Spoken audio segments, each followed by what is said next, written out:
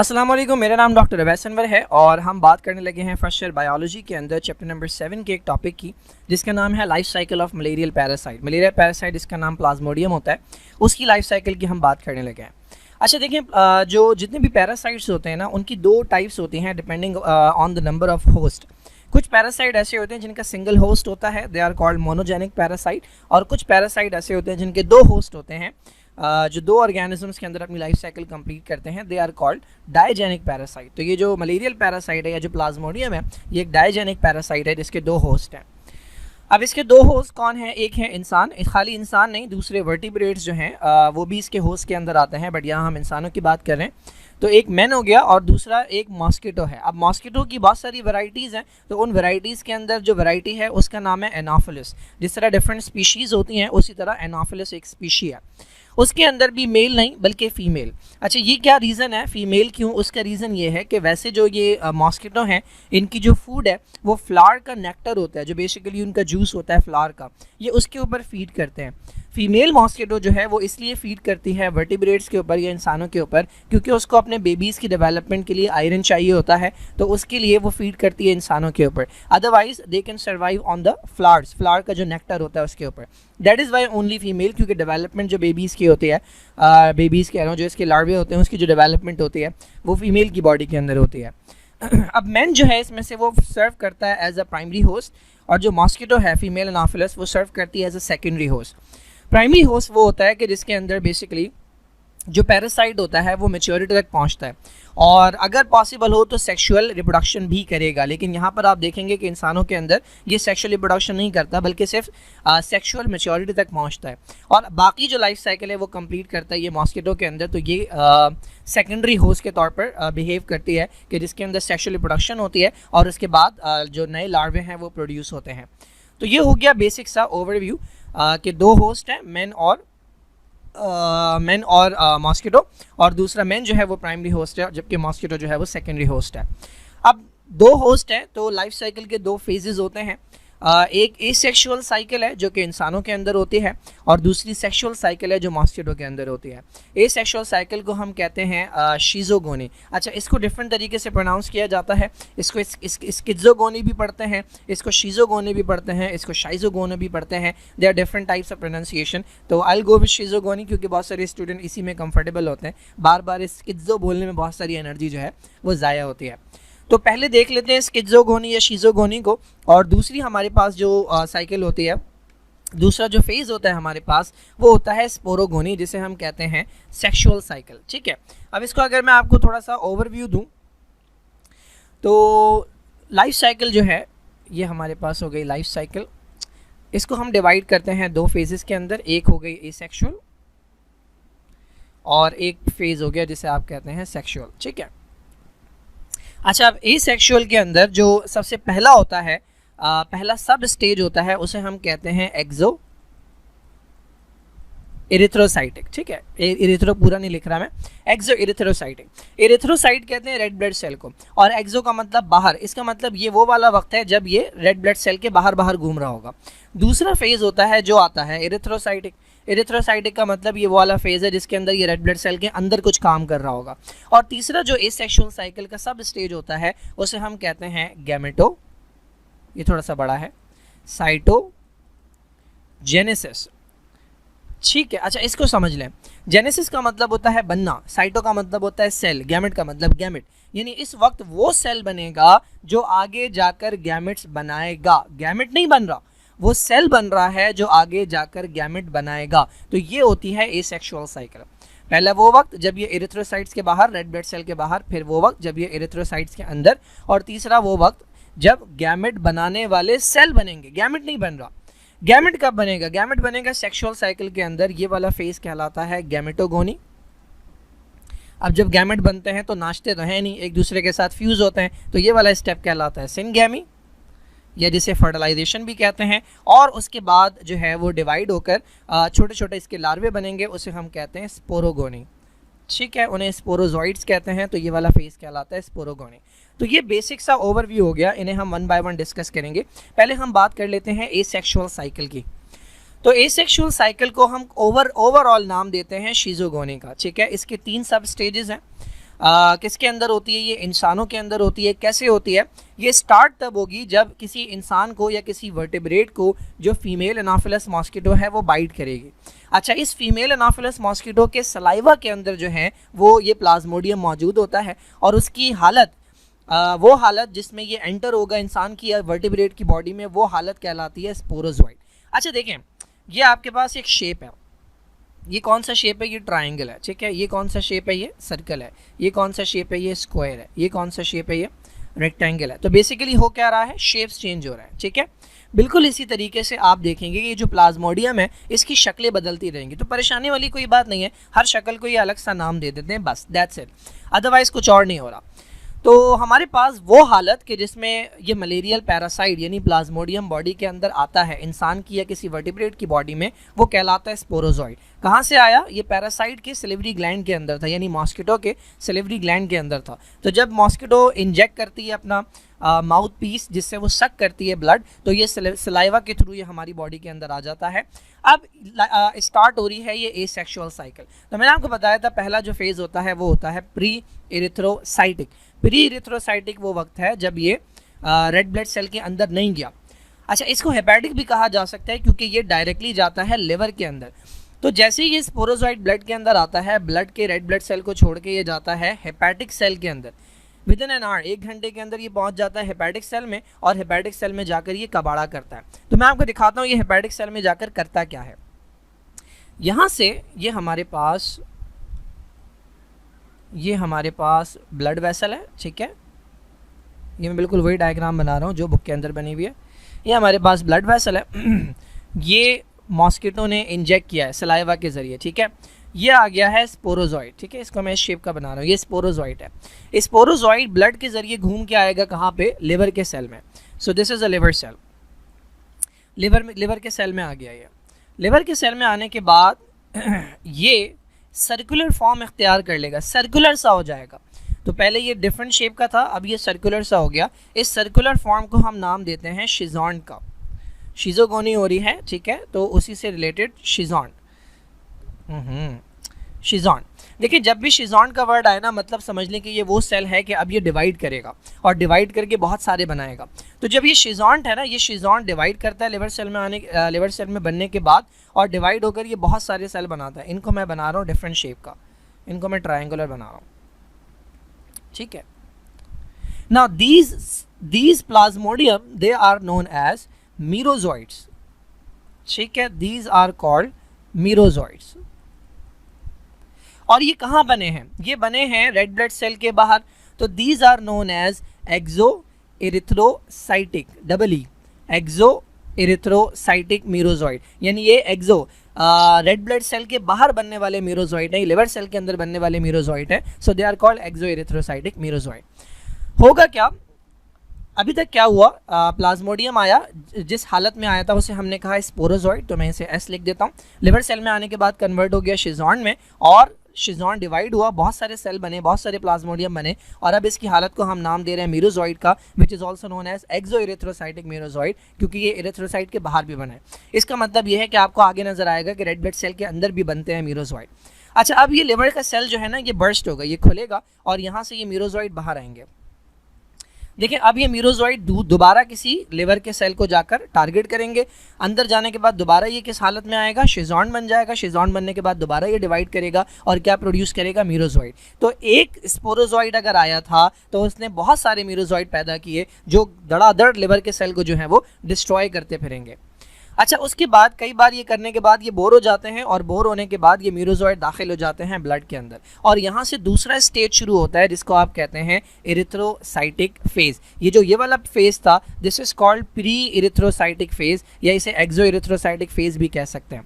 So this was pre erythrocytic, और यहाँ पे जो होगा रेड ब्लड सेल के अंदर वो इरिथ्रोसाइटिक होगा।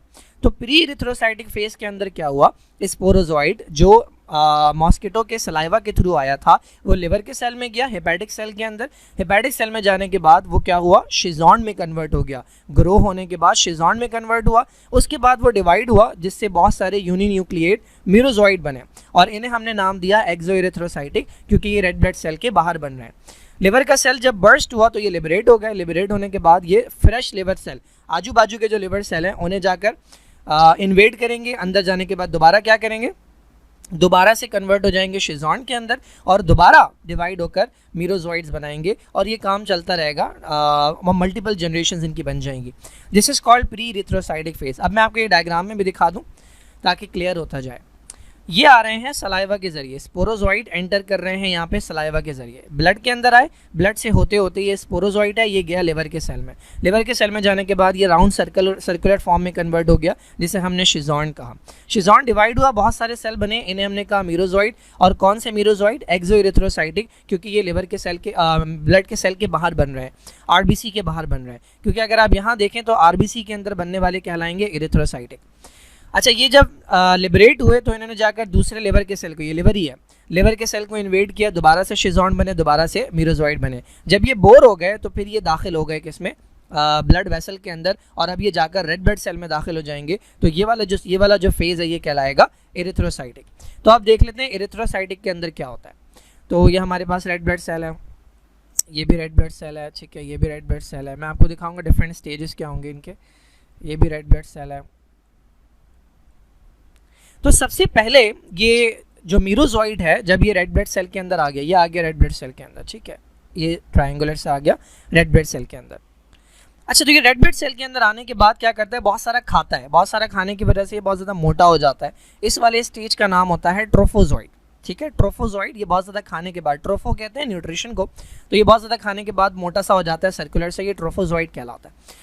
इतना मोटा हो जाता है, इतना ज़्यादा साइटोप्लाज्म हो जाता है कि इसका न्यूक्लियस एक तरफ को पुश हो जाता है। जब इसका न्यूक्लियस एक तरफ को पुश हो जाता है तो ये कुछ ऐसा नज़र आता है।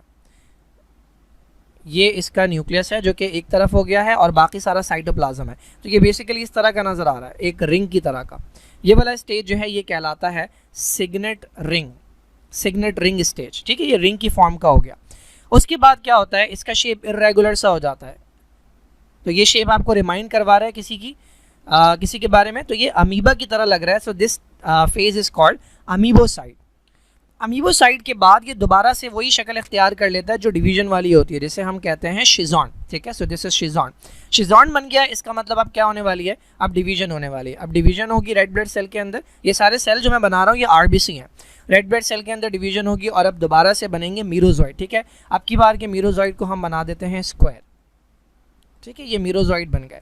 अच्छा, ये वाले मीरोजॉइड क्या कहलाएंगे, ये वाले कहलाएंगे इरिथ्रोसाइटिक मीरोजॉइड। क्यों, क्योंकि ये रेड ब्लड सेल के अंदर बने हैं। So these are erythrocytic merozoites. अच्छा, अब होगा क्या, ये रेड ब्लड सेल बर्स्ट होगा। जब ये बर्स्ट होगा तो इसमें से जो मीरोजॉइड निकलेंगे वो दोबारा किसी रेड ब्लड सेल पे जाके अटैक करेंगे, दोबारा वो ट्रोफोजॉइड बनेंगे, दोबारा रिंग सिग्नेट रिंग स्टेज के जरिए गुजरेंगे, दोबारा अमीबोसाइड बनेगा और दोबारा शिजॉन बनेगा, फिर ये शिजॉन डिवाइड करेगा और दोबारा से मीरोजॉइड बनेंगे। तो ये साइकिल इसी तरह से चलती रहेगी और मल्टीपल जनरेशंस जो हैं वो प्रोड्यूस होती जाएंगी और बहुत ज़्यादा रेड ब्लड सेल जो हैं वो डिस्ट्रॉय होने लगेंगे। तो देख लेते हैं ज़रा इरिथ्रोसाइटिक फेज के अंदर क्या हो रहा है। ये आरबीसी के अंदर हो रहा है। मीरोजॉइड ब्लड में आने के बाद क्या करते हैं, रेड ब्लड सेल में जाते हैं, राउंडेड हो जाते हैं खा पी के, ये कहलाता है ट्रोफोजॉइड।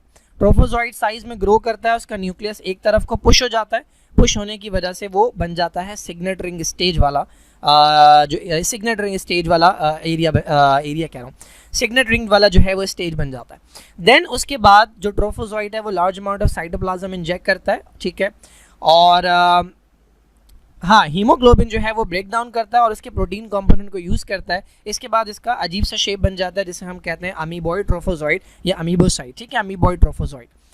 उसके बाद ये शिजॉन बनता है। शिजॉन बनने के बाद ये डिवीजन करता है जिसे शिजोगोनी कहते हैं और अब की बार जो मीरोजॉइड प्रोड्यूस होते हैं they are called erythrocytic merozoite. जब ये रेड ब्लड सेल रप्चर होता है तो उसके बाद लिबरेट होते हैं मीरोजॉइड और ये मीरोजॉइड जाकर दूसरे रेड ब्लड सेल्स को इन्वेड करते हैं और ये साइकिल चलती रहती है एंड मोर जो मीरोजॉइड्स हैं वो प्रोड्यूस होते रहते हैं। डायग्राम के अंदर अगर हम देखें तो ये हमारे पास एक्सोइरिथ्रोसाइटिक मीरोजॉइड थे जो बोर हो गए थे लिवर के सेल को डिस्ट्रॉय करके, तो ये रेड ब्लड सेल के अंदर आए। आने के बाद ये कन्वर्ट हो गया ट्रोफोजॉइड के अंदर। ट्रोफोजॉइड के बाद ये कन्वर्ट हो गया सिग्नेट रिंग स्टेज के अंदर। ये आपको नजर आ रहा है, ये इसका न्यूक्लियस है जो पुश हो गया एक तरफ और ये बाकी सेल है, ठीक है, तो ये रिंग फॉर्म में आ गया।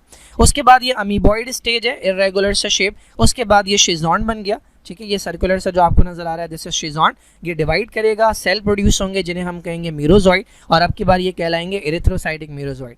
ये सेल रप्चर होगा, रप्चर होने के बाद ये मीरोजॉइड दोबारा किसी नए रेड ब्लड सेल के ऊपर अटैक करेंगे और वही साइकिल स्टार्ट हो जाएगी। अच्छा, मल्टीपल बार ये करने के बाद दोबारा ये बोर हो जाते हैं और अब की बार ये क्या करते हैं, रेड ब्लड सेल के अंदर जाते तो हैं लेकिन ये वाला काम नहीं करते, बल्कि अंदर जाने के बाद डिफरेंट तरह के सेल्स में अपने आप को कन्वर्ट कर लेते हैं। इनके ऊपर हमने बात करनी है। तो ये जब मीरोजॉइड यहाँ से निकले तो अब की बार ये रेड ब्लड सेल में जाने के बाद खामोशी से बैठ गए, ठीक है, बड़े सेल में अपने आप को इन्होंने कन्वर्ट कर लिया, एक ने छोटे सेल में और एक ने बड़े सेल में। ये जो छोटा वाला सेल है ये कहलाता है माइक्रो गैमेटोसाइट और ये जो बड़ा वाला सेल है ये कहलाता है मेगा गैमेटोसाइट, ठीक है। देखिए ये गैमेट नहीं है, ये वो सेल हैं जिनसे आगे जाकर गैमेट बनेगा। तो बेसिकली ये ऐसे सेल बन रहे हैं जिनसे आगे जाकर गैमेट बनेगा। ये थर्ड सब स्टेज होता है जिसे आप कहते हैं गैमेटोसाइटोजेनेसिस, ठीक है। कुछ इरिथ्रोसाइटिक जनरेशन के बाद, यानी कुछ बार रेड ब्लड सेल को डिस्ट्रॉय करने के बाद ये इन्वेड करते हैं रेड ब्लड सेल को और साइज बड़ा करके बन जाते हैं गैमेटोसाइट। अब इसमें से एक होता है जिसे हम कहते हैं माइक्रो गैमेटोसाइट, माइक्रो की टर्म मेल के लिए इस्तेमाल की जाती है, और दूसरा होता है फीमेल जिसे मैक्रो गैमेटोसाइट या मेगा गैमेटोसाइट कहते हैं। गैमेटोसाइट डिवाइड नहीं करते बल्कि ये खामोशी से पड़े रहते हैं, ये इंतजार करते रहते हैं किसका, कि अब दोबारा से कोई फीमेल एनाफिलस मॉस्किटो आए और ये उसकी बॉडी के अंदर चले जाएं और आगे जाकर फिर अपनी लाइफ साइकिल को कंटिन्यू करें। तो अभी क्या हुआ है, ऐसे सेल बने हैं कि जिनसे आगे जाकर गैमेट बनेगा। तो दैट इज वाई हम इस स्टेज को कहते हैं गैमेटोसाइटोजेनेसिस या गैमेटोसाइटोजेनेसिस, यानी ऐसे सेल का बनना, गैमेटोसाइट का बनना, ऐसे सेल का बनना कि जिससे आगे जाकर गैमेट्स बनेंगे। यहाँ पर अगर आप देखें तो ये वो मीरोजॉइड थे जो दोबारा रेड ब्लड सेल को इन्वेड कर रहे थे। कई बार ये करने के बाद ये बोर हो जाते हैं और अब ये रेड ब्लड सेल में जाने के बाद कन्वर्ट हो गए मेगा गैमेटोसाइट में और माइक्रो गैमेटोसाइट में। अब ये इंतजार करेंगे कि दोबारा से मॉस्किटो बाइट करे और ये इसके अंदर चले जाएं। यहाँ तक की जो साइकिल है this is called asexual cycle in main, या इसे हम शिजोगोनी कहते हैं। अब हमने डिस्कस करनी है कि जब ये मॉस्किटो बाइट करेगी और ये सेल जो हैं ये मॉस्किटो के अंदर चले जाएंगे तो वहाँ से आगे जो सेक्सुअल साइकिल स्टार्ट होगी उसके अंदर कौन कौन से सब स्टेजेस होंगे या उसमें क्या क्या काम होगा। अच्छा भाई, ये तो हम पहले ही डिस्कस कर चुके हैं कि सेक्सुअल साइकिल को हम स्पोरोगोनी कहते हैं। ये फीमेल एनाफिलस मॉस्किटो के गट में होती है, यानी डाइजेस्टिव सिस्टम के अंदर होती है, जिससे आगे जाकर स्पोरोजॉइड बनते हैं। जाहिर है इंसानों के अंदर जो इंजेक्ट किया था वो स्पोरोजॉइड थे, तो इस सेक्सुअल साइकिल के नतीजे में यही बनकर मॉस्किटो के सलाइवा के अंदर बैठ जाएंगे। हमने देखा था इसके 3 स्टेप्स होते हैं। पहला स्टेप होता है गैमेटोगोनी। अब मैं इसे डायरेक्टली आपको डायग्राम के अंदर ही समझाऊंगा। अब आपको डायग्राम देखना आ गई। गैमेटोगोनी देखें, अभी पहले जो हुआ था ना वो था गैमेटोसाइटोजेनेसिस, यानी ऐसे सेल बने थे जिनसे आगे जाकर गैमेट बनेंगे। अब उन सेल से गैमेट का बनना ये कहलाएगा गैमेटोगोनी। तो यहाँ पर अगर आप देखें ये वही है मेगा गैमेटोसाइट और ये वही है माइक्रो गैमेटोसाइट। जब मॉस्किटो ने सक किया तो ये जा रहे हैं इसके गट में। अच्छा, पहले ये मॉस्किटो समझ लें। ये मॉस्किटो का एब्डोमेन है और एब्डोमेन के अंदर ये जो लाइन आपको नज़र आ रही है ये पूरा एरिया जो है दिस इज़ द गट, ये उसका डाइजेस्टिव सिस्टम है, ठीक है। और बाकी जो आपको एरिया नज़र आ रहा है ये बेसिकली इसकी बॉडी कैविटी है जिसे हीमोसील कहते हैं, ठीक है। तो मेन काम जो है वो यहाँ पर हो रहा है गट के अंदर, क्योंकि जाहिर है आप जो भी खाते हैं वो कहाँ जाता है, वो आपके डाइजेस्टिव सिस्टम के अंदर जाता है। तो मॉस्किटो जो ब्लड इंजेक्ट करे, जो ब्लड सक करती है वो उसके डाइजेस्टिव सिस्टम में जाता है। तो उसी ब्लड के साथ साथ ये गैमेटोसाइट जो हैं ये भी इसके अंदर आ गए। तो ये है हमारे पास मेगा गैमेटोसाइट बड़ा वाला, ये है हमारे पास माइक्रो गैमेटोसाइट। देखिए मेगा गैमेटोसाइट जो है ना वो आगे जाकर एक सिंगल मेगा गैमेट बनाता है या फीमेल गैमेट बनाता है बस, ठीक है। ये मैच्योर होकर एक मेगा गैमेट बना देता है। माइक्रो गैमेटोसाइट जो है ना इससे आगे जाकर बनते हैं 6 से 8 मेल गैमेट्स, जिन्हें आप माइक्रो गैमेट भी कहते हैं, 6 से 8। और ये किस प्रोसेस से बनते हैं, ये प्रोसेस कहलाता है एक्सफ्लैजिलेशन। यहाँ आपको नजर आ रहा है ये जो माइक्रो गैमेटोसाइट था ये आगे जाकर इस तरह के सेल में कन्वर्ट हो गया। इसका न्यूक्लियस पहले डिवाइड करेगा 6 से 8 में, और वो 6 से 8 जो है ना वो किनारों पे चले जाएंगे और पुश करेंगे, इसे साइटोप्लाज्म को पुश करेंगे। इससे ये न्यूक्लियस और साइटोप्लाज्म यहाँ से अलग हो जाएगा और इससे इस तरह के वर्म लाइक जो है ये कुछ स्ट्रक्चर्स बनेंगे, बारीक बारीक से स्ट्रक्चर बनेंगे। These are called micro gamete. ये बन तो 6 से 8 रहे हैं लेकिन इनमें से कोई एक जाकर फ्यूज होगा, दैट्स इट।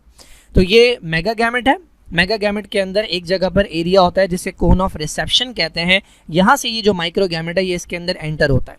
एंटर होने, अच्छा ये वाला प्रोसेस जिसमें ये दोनों फ्यूज हो रहे हैं ये कहलाएगा फर्टिलाइजेशन। तो दो स्टेप्स की हमने बात कर ली, एक है गैमेटोगोनी, जब गैमेटोसाइट अंदर जाएंगे ब्लड के साथ तो फीमेल गैमेटोसाइट जो है वो मैक्रोगैमेट बन जाएगा सिंपल, मेल गैमेटोसाइट जो है वो 6 से 8 स्पर्म लाइक माइक्रोगैमेट बनाएगा। कौन से प्रोसेस से? एक्स फ्लैजिलेशन से। उसके बाद होगी फर्टिलाइजेशन जिसका दूसरा नाम सिनगैमी है, जिसमें ये दोनों गैमेट फ्यूज होंगे और इस फ्यूजन के नतीजे में बनेगा जाइगोट जो कि वर्म लाइक होता है जिसे हम कहते हैं ओकाइनीट। अब ये जो ओकाइनीट है ये पेनिट्रेट करता है इसकी स्टमक की वॉल को। यहाँ पर अगर आप देखें तो ये जाइगोट, ये दोनों का फ्यूजन हो रहा है, फ्यूजन होने के नतीजे में बन रहा है जाइगोट जिसका नाम है ओकाइनीट। ये जो वर्म लाइक स्ट्रक्चर है, मैंने कहा था ये स्टमक है, ये स्टमक की दीवार है, ये पेनिट्रेट करेगा, इन्वेड करेगा इसे, और इन्वेड या पेनिट्रेट करने के बाद बाहर आ जाएगा। बाहर कहाँ पे? ये जो स्पेस है इस स्पेस को हम नाम देते हैं हीमोसील का। ये इस स्पेस के अंदर आने के बाद इसी वॉल के साथ बाहर की तरफ अटैच हो गया। पहले अंदर था ये, अब ये बाहर जाने के बाद इस स्टमक की वॉल के साथ अटैच हो गया। अटैच होने के बाद ये अपने अराउंड वॉल बनाता है, अपने अराउंड एक दीवार बनाता है, कवरिंग बनाता है। देखिए ये वाली जो कवरिंग है ये वाली नज़र आ रही है आपको, और इसके साथ एक एडिशनल इसने लेयर बनाई है, ये सिस्ट वॉल है। इसके बनाने के बाद ये कहलाता है oocyst। अभी आपको नज़र आ रहा है कि इस oocyst के अंदर एक ही न्यूक्लियस है, फिर ये न्यूक्लियस डिवाइड करेगा, बहुत सारे न्यूक्लियस बनेंगे, हर न्यूक्लियस के अराउंड साइटोप्लाज्म आ जाएगा और ये कन्वर्ट हो जाएंगे किसके अंदर? स्पोरोजोइड के अंदर। ठीक है, ये वाला स्टेप जिसके अंदर ये डिवीजन हो रही है और स्पोरोजोइड बन रहे हैं, ये थर्ड स्टेप होता है सेक्सुअल साइकिल का जिसे आप कहते हैं स्पोरोगोनी। तो सिनगैमी के बाद जाइगोट जो है वो ओकाइनीट बना। ओकाइनीट जो है वो स्टमक की वॉल को पेनिट्रेट करता है और उसके बाद मिड गट के अंडर अपने आप को अटैच कर लेता है, वहाँ से न्यूट्रिएंट एब्जॉर्ब करता रहता है और अपने अराउंड वॉन बना लेता है और कन्वर्ट हो जाता है oocyst में। उसके बाद क्या होता है? 6 to 7 डेज के अंदर न्यूक्लियस जो है oocyst का वो डिवाइड करता है और उससे 1000 ऑफ स्पोरोसॉइड बनते हैं। ये प्रोसेस कहलाता है स्पोरोगोनी। उसके बाद जो सिस्ट की वॉल है वो बर्स्ट होगी और स्पोरोजोइड जितने भी हैं वो रिलीज होंगे। कहाँ पे? उस स्पेस के अंदर जिसको हमने नाम दिया है हीमोसील का, जिसके अंदर इसका ब्लड होता है। वहाँ से ये माइग्रेट करके जाएंगे टुवर्ड्स दी सिलिवरी ग्लैंड और सिलिवरी ग्लैंड में जाकर बैठ जाएंगे ताकि जब भी ये मॉस्किटो बाइट करे ये इंसान की बॉडी में या किसी वर्टिब्रेट की बॉडी में रिलीज हो जाए।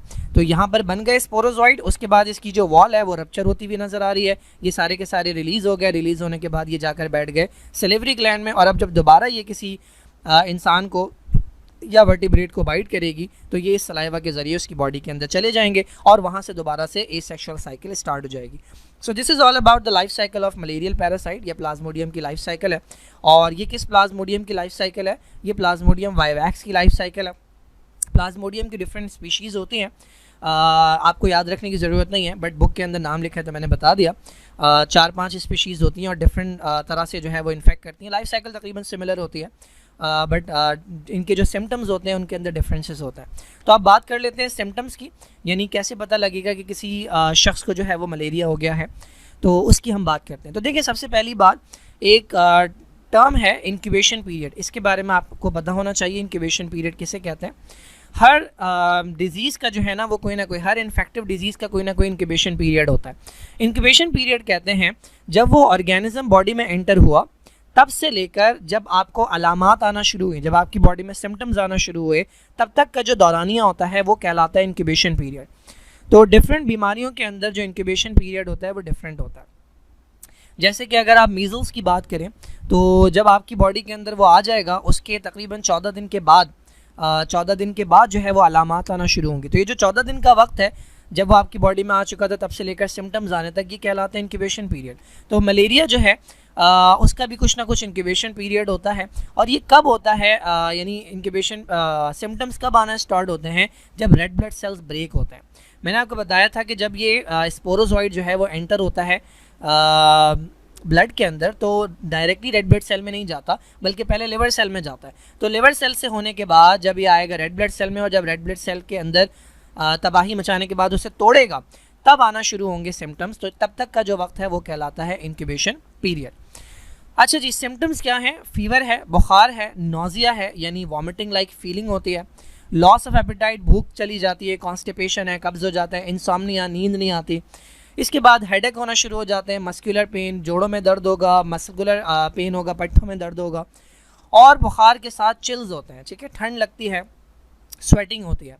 मलेरियल फीवर जब होता है तो इसके साथ जो है वो चिल्स होते हैं, और चिल्स होने के बाद स्वेटिंग होती है, प्रोफ्यूज स्वेटिंग होती है, बहुत ज़्यादा स्वेटिंग होती है। फीवर कितना हो सकता है, 106 फ़ारेनहाइट तक हो सकता है, जो कि हाई फीवर के अंदर आता है, हाई ग्रेड फीवर के अंदर। फीवर के साथ चिल्स होते हैं, चिल्स के बाद स्वेटिंग होती है। स्वेटिंग बेसिकली बॉडी का मैकेनिज्म होता है, बॉडी जो है वो कूल डाउन करने की कोशिश करती है, टेम्परेचर को कम करने की कोशिश करती है, उसके बाद फीवर जो है वो डिसअपेयर हो जाता है। रिकरेंस होती है सिम्टम्स की usually after 48 hours, sometimes earlier. मैंने आपको बताया कि प्लाज्मोडियम जो है वो एक तरह का नहीं है, प्लाज्मोडियम की वैरायटीज़ होती हैं, और डिफरेंट प्लाज्मोडियम जो है वो डिफरेंट टाइम के बाद जो है वो दोबारा से सिम्टम्स कॉज करता है। कुछ में 48 घंटों के बाद बुखार आता है, कुछ में 72 घंटों के बाद आता है, एक में 48 घंटे के बाद, एक में 72 घंटे के बाद आता है, एक में जो है वो कोई फिक्स टाइम नहीं होता। तो ये मलेरिया को डिफ़ाइन भी करता है, हमें पता लग जाता है कि मलेरिया जो है वो कौन सी टाइप का है और किस ऑर्गेनिज्म से हो रहा है। So this is all about symptoms of malaria and life cycle of plasmodium या life cycle of malarial parasite. I hope समझ आया होगा, इतना मुश्किल नहीं है। बहुत सारे स्टूडेंट डायग्राम देख के घबरा जाते हैं, but it is very simple. एक दो बातें और हैं जो मुझे लग रहा है आप लोग पूछेंगे, तो इससे मैं पहले ही बता दूँ, एक एक को नहीं बताऊँगा।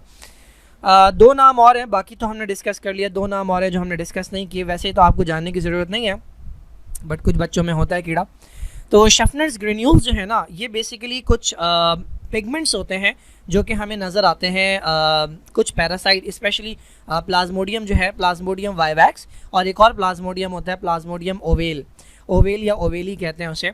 तो ये जब इन्फेक्ट करते हैं तो हमें रेड ब्लड सेल के अंदर कुछ पिगमेंट्स नज़र आते हैं, कुछ कलर्ड बॉडीज़ नज़र आती हैं, बस उन्हें कहते हैं शफनर्स ग्रेन्यूल्स। बस ये आइडेंटिफिकेशन पॉइंट है माइक्रोस्कोप के नीचे जब देखेंगे। हीमोजोइन क्या है?